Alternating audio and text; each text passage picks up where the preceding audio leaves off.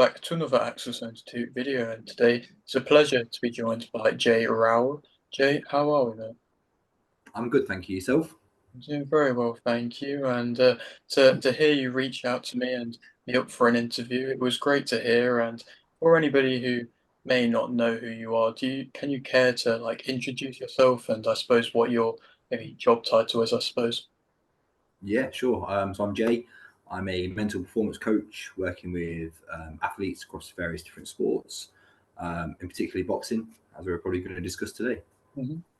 Of course, and I suppose to start off with, I always like to, whenever I interview a boxer, to go back to the beginning of their career. And I suppose for yourself, what was the reason behind getting into the field that you're in?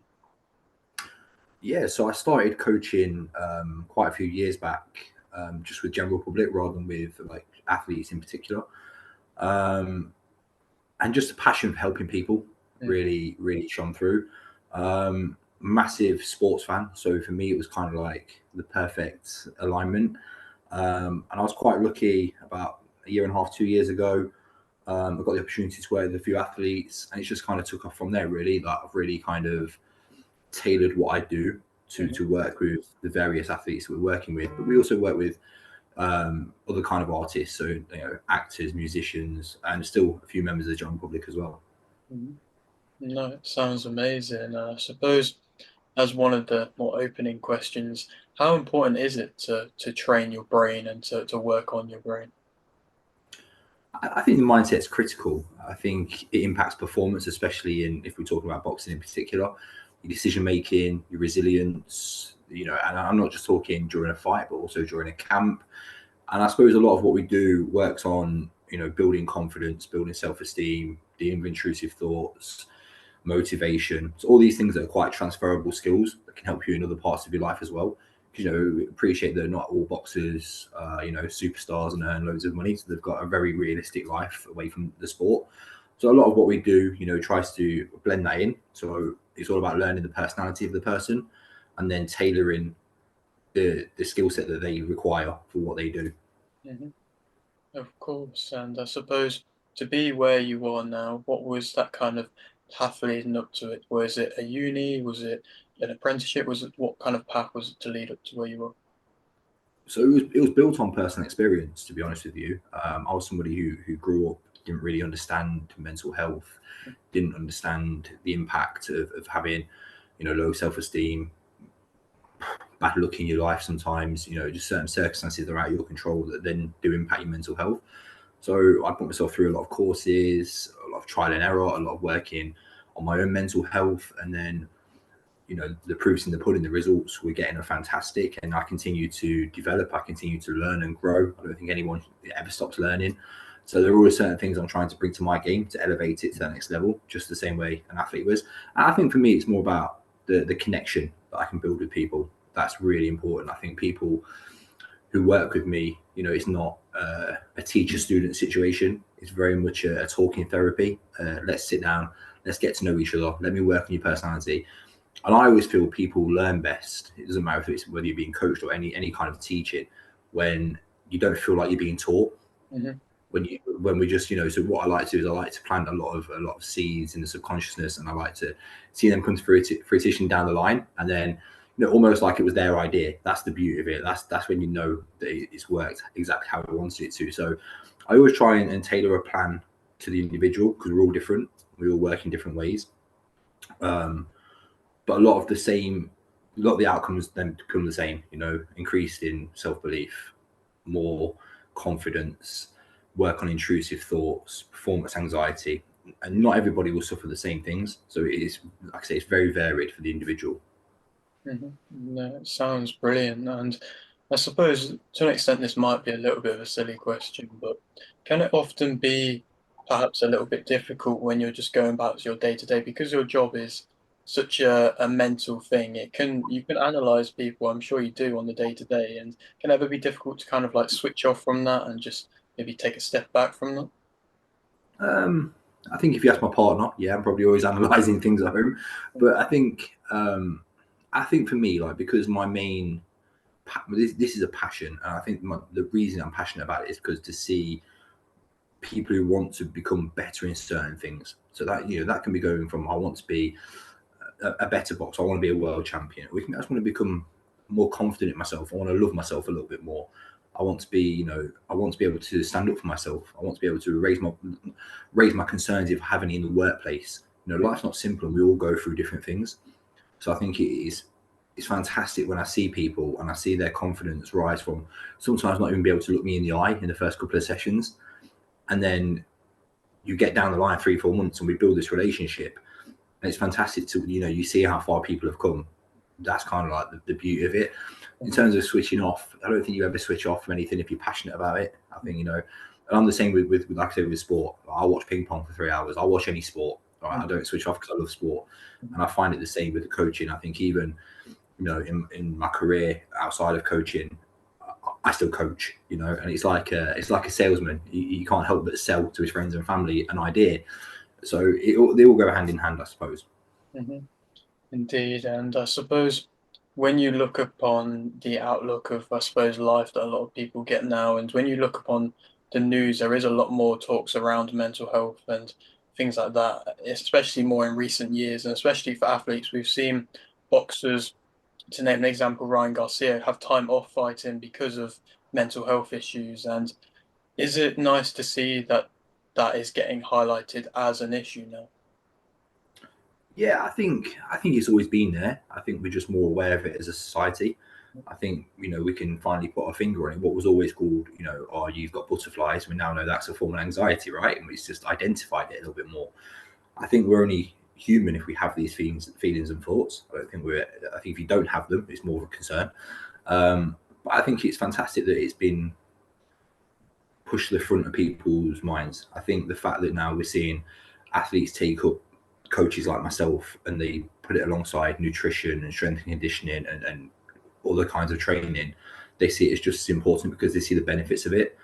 And I think that's really positive. I think that's something that definitely the younger generation are appreciating a lot more right now. I think they're more aware, but I also think there are people probably similar age to me who have gone through a long period of their life without understanding it, without doing anything about it, and now it's come to light. They're kind of going, right, well, okay, let me be positive and let me try and make a change.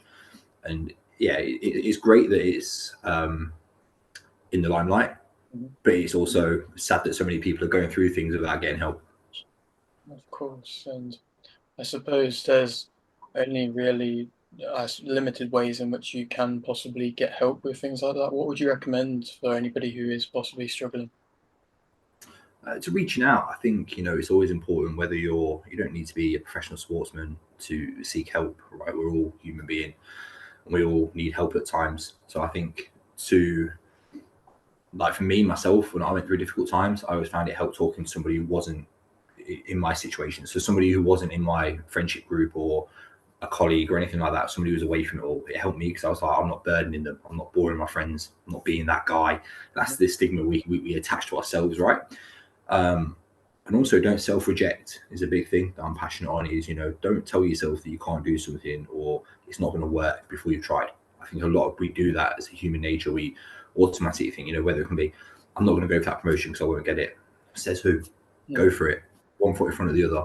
So I think anyone who's out there is struggling, just maybe take a step back a little bit, look at the support that is available out there now. It's so much more than it used to be, and reach out. And I think there's nothing to be ashamed of. I think there's nothing. No one judges you. I think there's so much positive scenarios we can create from negative. If that makes sense. mhm.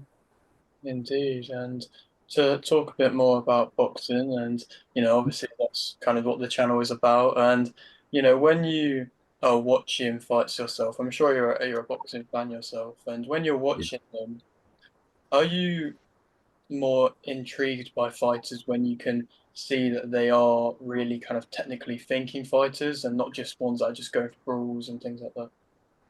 I think I always watched boxing as an armchair fan. If I'm being honest, right? I'm not an expert on boxing. And I was always that guy who shouted at the TV, always in the crowd, like, hit him, knock him out, just, generic rubbish, just shouting away as a fan. But I think now what I've learned is I look at the fighter's approach, I look at their ring walk, I look at how they sit in the corner. You can, I always see the people who are the most switched on, the ones who are the calmest. Mhm. You know, the ones who everything's going wild around them, but they're just there, calm, peace. They know their job. They've got their tactics. They've done the work.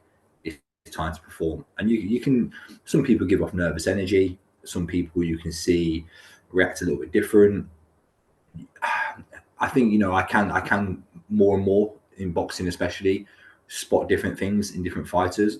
But I also think you have to be very careful because it's not something you can just highlight to people. I think you have to be very careful with these things. I think there's no point if someone suffers a defeat, me going over to them and going, "Oh, this is why you lost." Yeah. I think people have to come to terms with their own performance and they have to seek that help themselves. Mhm. So, as much as I do reach out to some people, if I think there's something I can help them with, my approach is very much a come to me.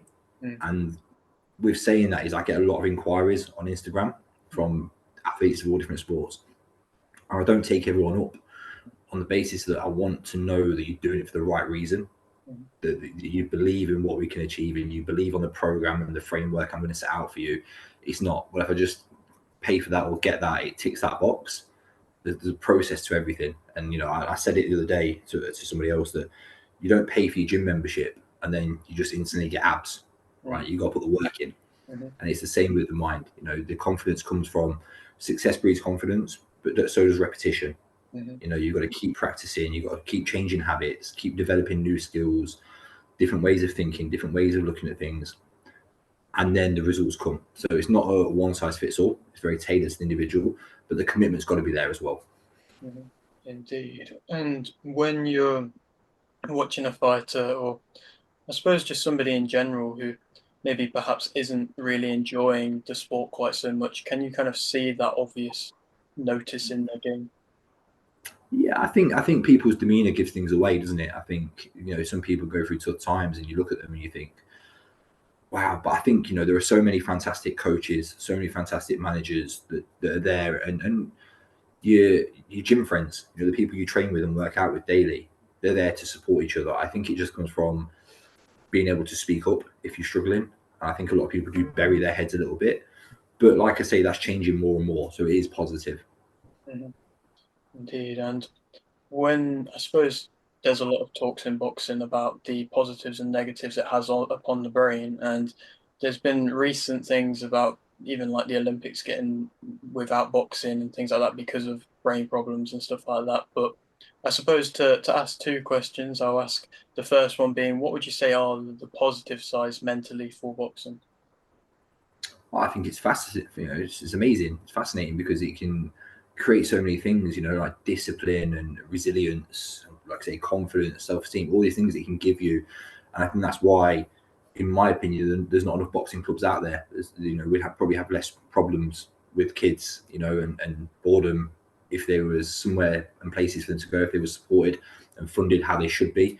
Um, I think on the aspect of it being taken out of the Olympics, I think, you know, combat sports will always be part and parcel of life, right? They're entertaining, they're enjoyable, and people will always do it. I always say to boxers, you know, you must be slightly crazy to get in there and get punched in the face and enjoy it. Um, and you know, and there's that 1 or 2% of people that do, and they're always going to be around. So for me, I think it's a shame if they take it out of the Olympics because you know the amateur game is so important. It's like if you took away grassroots football, Mm. where's your talent going to come from? You're more likely to get in more dangerous situations, in my opinion, if you don't have that, you know, grassroots there. Mm. Indeed, and I suppose when you look at boxing as a whole, there has been saddening cases of deaths and things, just like many other sports. But do you feel like there is perhaps a higher chance to that of, that of possibly MMA or things like that of serious brain injuries? I think more's been done in recent years to protect fighters. Mhm. Is it enough? You can always argue. There's always going to be that cases in there that's tragic. Mhm. We've seen not long ago, and you've seen it with some great fighters, but you've also seen it with some, you know, genuine family men, you know, and women who can go in there and get hurt. But I think there's also they know that risk Mhm. when they sign up for this. And I think as long as that protection is in place, and for me, it's about the aftercare as well. I think that's something that we see in a lot of sport, right? Is it's all great having your name in lights, And then what happens when that's tragically taken away from you? What happens to your family? Is that support there? That's not something I know too much about. I'd hope it is. Mhm. I think that's vitally important as well. Mhm. And when you hear fighters talk about having that kind of killer instinct in them, do you feel like that is something which you can learn, or do you think that's something that you're born with? I think it's something that's in us. Hmm. I think it's how you control it, and I Hmm. think everybody's got. I think everybody's got it right. Just some of us would never use it unless the circumstances caused us to. Hmm. You know, if you was trapped in a cage with a bear, you'd fight, Hmm. and then you could be the most laid back, placid person in the world. But if your life's on the line, you're going to fight. More so if it's your child's life. Fighters probably have different ways of controlling that instinct Hmm. and knowing when to turn it off and when to turn it on. So I think we've all got it. Hmm. I think, they always say that they're a different breed. And I think it's a little bit true. I think some people are just more comfortable with that side of them. And I Hmm. think fighters in general, they know that they're going to need, and say killer instincts. I think nobody ever goes into any sport with the intent of causing serious harm, right? It's a sport. You're going in there to outwork your opponent, hurt them, Hmm. definitely, but not harm them. And I think that's the difference. You rarely meet anybody that's nasty. Hmm. That's the kind of difference, and that's where the line is. And I think that's that human intelligence inside us that goes, look, as much as we're in the zone, as much as we're focused, as much as we think strong, we're able to cause this harm. I don't think anybody ever sets out with that intent. Hmm. Hmm. Indeed, no, I have to agree, and I appreciate your time. Just two more questions from me. Sure. For, I suppose, future progressions for what you're doing, where would you, like to see yourself, I suppose, in a year's time? Hopefully working with more great talent, and that don't necessarily mean world champions or champions, but just you know making genuine connections with people who want to achieve more. And listen, you might not turn out to be a champion boxer. You could be a journeyman for all I care. It's about working on you as a person and helping you in with skills that are going to help you later on in life, and hopefully transferable skills. Then you can also teach other people, like your children, and hopefully we can reduce mental health issues along the way. But also, I think one thing we don't do enough anymore is we don't build mental resilience in people. I Mm-hmm. think we have, because there's more attention on mental health now, we're more careful. Mm-hmm. But doing that, we're also probably there's a tipping point Mm-hmm. where we go, okay, so now we're not as mentally resilient as maybe a previous generation was.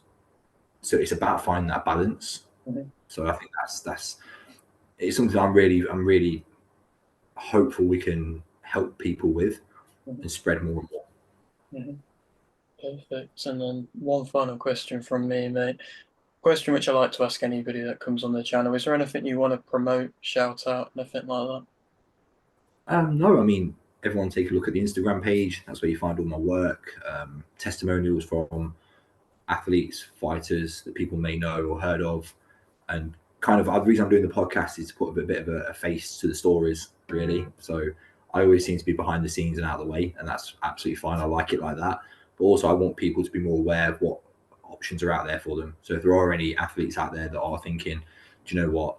I do suffer with this, and I might not want to tell my coach about it, or I might want to speak to any of the lads in the gym.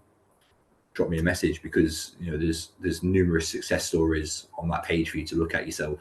Mhm. Perfect, mate. Well, it's been an absolute pleasure speaking to you, and I appreciate you reaching out to me in the first place, mate. And I wish you the best of luck with your future endeavours. Appreciate it. Thank you for your time, mate. Brilliant. And so, if you're new around here and you haven't yet subscribed, please do so. Like it if you didn't do like the video, and thanks for watching.